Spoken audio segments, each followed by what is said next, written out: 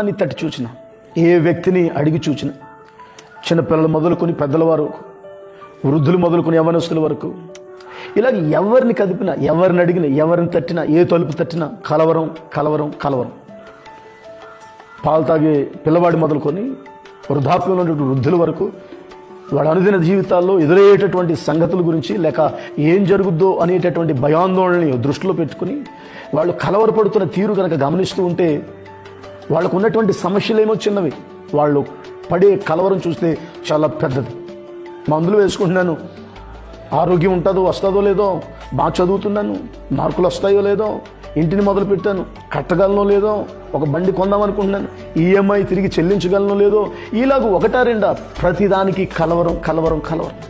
ఇంట్లో ఉన్న కలవరం, బయటికి వెళ్ళిన కలవరం, బండి మీద ఉన్న కలవరం, నిద్రపోతున్న కలవరం, ఆహారం తింటున్న కలవరం,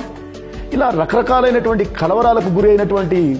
అందరితో ప్రభు మాట్లాడుతున్నటువంటి మాట యోహాను సువార్త 14వ అధ్యాయం 27వ వాక్యాన్ని కనుక చదివితే, శాంతి